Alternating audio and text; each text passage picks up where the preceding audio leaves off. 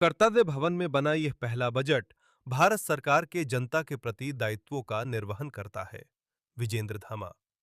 निर्माण उद्योग, पर्यटन, तीर्थ स्थल विकास, मेडिकल टूरिज्म विकास को बढ़ावा देता। बजट 2026 युवा भारत को नए पंख लगाएगा। नरेश वशिष्ठ। खेलों एवं खेल प्रतिभाओं को बढ़ावा देता यह बजट युवा फ्रेंडली है। नीरज शर्मा।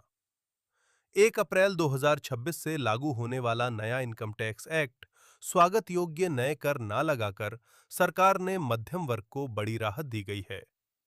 विदेशी डाटा सेवा संबंधी कंपनियों को भारत में छूट एवं बढ़ावा देकर युवाओं के लिए नई नौकरियों के द्वार खोले हैं। कैंसर एवं 7 अन्य बीमारियों के दवाओं पर से कस्टम ड्यूटी घटाने से मोदी सरकार का संवेदनशील चेहरा सामने आया।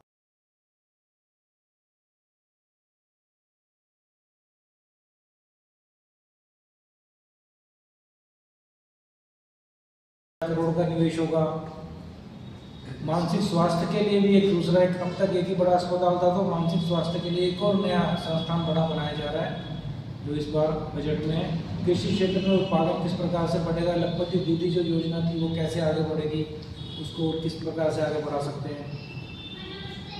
जिला अस्पतालों में भी इमरजेंसी और ट्रॉमा सेंटर बनाए जाएंगे। देश भर के अंदर सभी जिलों के अंदर इमरजेंसी व्यवस्था रहे, ट्रॉमा सेंटर बना रहेगा। पूर्वोत्तर के अंदर मठ और मंदिरों के लिए भी, वहाँ उनके संरक्षण के लिए भी सरकार चिंता व्यक्त कर रही है। एमएसएमई के अंदर जब सरकार लोगों को देती है 10,000 करोड़ रुपये इस बार भी उसके लिए रखे गए। नारियल हो गया, काजू की खेती हो गई। दिव्यांगों की मदद के लिए विशेष योजना सरकार ने इस बार बनाई कि उन दिव्यांगों को इससे लाभ मिले। 15 पुरातत्व स्थल ऐसे देश भर के अंदर छाटे जाएंगे जिनका विकास किया जाएगा, जिससे कि उससे पर्यटन को बढ़ावा मिलेगा। 7 हाई स्पीड रेल कॉरिडोर हो गए। तो इस तरह की जितनी योजनाएं, जितने प्रोजेक्ट आए हैं, प्रोजेक्टों के बनने से विद्यार्थियों को लाभ मिलने वाला है, नौकरियां भी डेवलप होंगी। 5 इंडस्ट्रियल सेक्टर, इसमें 20,000 करोड़ रुपये सरकार खर्च करने वाली है।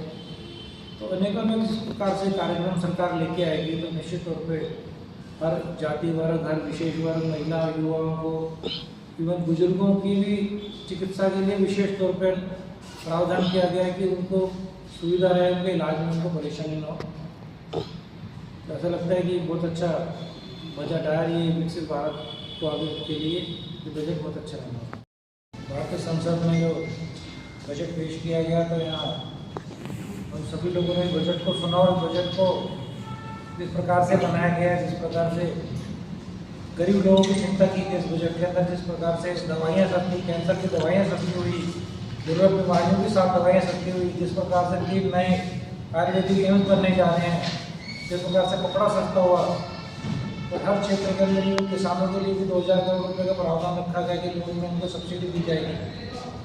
हर क्षेत्र के अंदर कोशिश की गई जिससे किस प्रकार से रोजगार बढ़ सकता है। जो बड़ी बड़ी योजनाएं बनेंगी, जिस तरह से बड़े बड़े कॉरिडोर बनाए जाएंगे, टेक्सटाइल के कॉरिडोर बनाए जाएंगे, केमिकल के कॉरिडोर बनाए जाएंगे, 7 नए रेल बड़े प्रोजेक्ट आ रहे हैं। तो ये सब जो योजनाएं चलेंगी, जो प्रोजेक्ट का काम शुरू होगा देश के अंदर, तो निश्चित तौर पर रोजगार अवश्य बढ़ेगा। रोजगार बढ़ेगा तो देश की आम जनता को फायदा मिलने वाला है। और 35 करोड़ से अधिक जनसंख्या जो है गरीबी रेखा से इस बार बढ़ भी आई है। और साथ ही टैक्स के नियमों में भी काफ़ी बदलाव दिए गए हैं। इस बार टैक्स को लिमिट सीमा तो नहीं बढ़ाई, क्योंकि कुछ समय पहले ही लिमिट बढ़ाई थी, लेकिन जो दंड प्रक्रियाएँ थी वो खत्म की थी इस प्रकार से कि कोर्ट के अंदर मामले लंबित ना रहे। तो इसमें ये प्रयास किया गया कि उस दंड को की बजाय उस पर जुर्माना कुछ लग जाए, जुर्माना लग के और वो उस टैक्स प्रक्रिया से निकल जाए। इवन अगर विदेश में भी आपकी 20 लाख से कम की संपत्ति आपने नहीं बता रखी है, तो वो अगर आप बता देते हैं तो उसमें भी आपको कोई दंड नहीं मिलने वाला है। तो अगर पूरा ओवरऑल हम बजट को देखें तो सभी का समावेश है। किसानों को भी इसमें टच किया गया। पशुपालन की बात करें, पशुपालन के लिए भी बड़ी बड़ी योजनाएं लेके आई गई है। मत्स्य मछली के लिए भी बड़ी योजनाएं लेके आए। इवन चंदन की खेती की बात करें, चंदन की खेती, काजू की खेती, इसके लिए भी सरकार इसको बढ़ावा देगी कि चंदन का भी ज़्यादा खेती हो, जिससे कि वर्ल्ड के अंदर चंदन की उत्पादन हमारे देश के अंदर सबसे अधिक है। तो बजट बहुत अच्छा रहा। मुझे ऐसा लगता है कि ऐसे समय में देश जिस स्थिति में उस समय में इस प्रकार का बजट आना देश की जनता के लिए, देश के हित में रहना होगा। जब खास करके दिल्ली की बात करें तो दिल्ली के लिए ये बजट किस तरीके से लाभकारी साबित हुआ? देखिए, दिल्ली के अंदर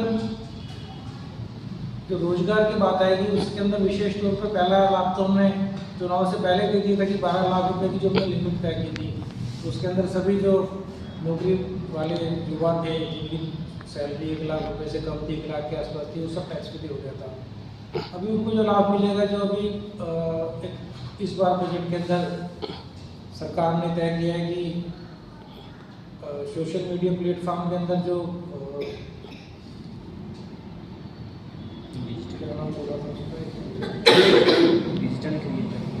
डिजिटल क्रिएटर के ऊपर उनको सरकार उसके ऊपर काफ़ी पैसा खर्च कर रही है और उनको काफ़ी एड देगी, जिससे कि वो प्लेटफॉर्म खड़ा होगा। तो ये सब शहरों में होने वाला है, तो शहरों के युवाओं को इससे लाभ मिलेगा। और जो रोजगार, ये बड़े बड़े जो रोजगार प्रोजेक्ट वगैरह जो हम बात कर रहे हैं, तो इनके अंदर तो टेक्निकल और एजुकेटेड जो पीपल होंगे देश के, वो सब उसमें लगने वाले हैं। तो सब वो शहरों में रहते हैं, तो शहरों के अंदर जिस प्रकार से जाएगा कि शहरों की क्षमता का भी उपयोग सरकार पूरी तरह से करेगी। शहरों में जो क्षमताएं अभी पूरी तरह से इस्तेमाल नहीं कर पा रहे, उसको भी सरकार भरपूर इस्तेमाल करनी है।